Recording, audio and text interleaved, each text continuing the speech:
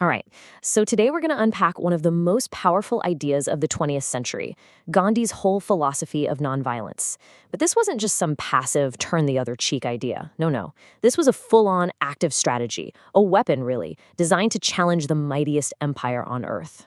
So here he is, the man at the center of it all. And you got to understand, when Gandhi came back to India, the task in front of him was just colossal.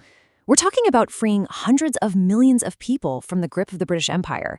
Now, the usual playbook, armies, guns, war. But Gandhi? He went a completely different way.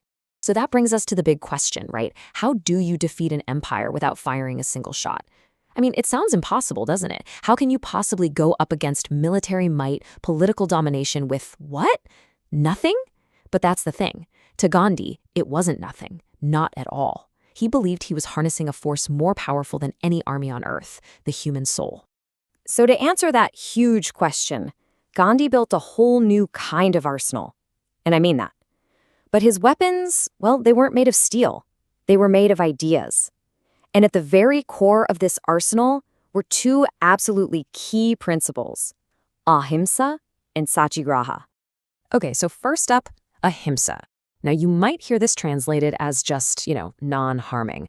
Kind of passive, right? Just don't hurt people.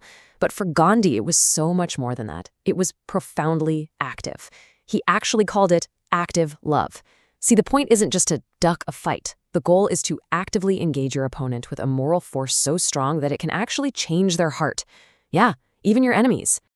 Right. So if ahimsa is the power source, then satyagraha, that's the engine that makes it all go. It literally translates to truth force or soul force. This is the how-to. It's the practical way you apply that active love to take on injustice. And again, the goal isn't to crush the other guy. It's, in Gandhi's own words, to win over the tyrant by love. And the way you do that is through self-suffering.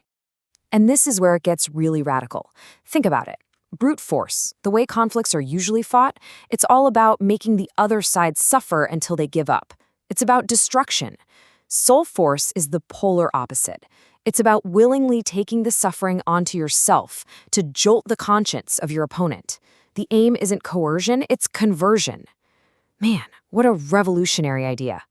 Okay, so armed with these pretty radical ideas, Gandhi gets back to India. But he doesn't just, try to start a massive revolution overnight. No, he was way too strategic for that.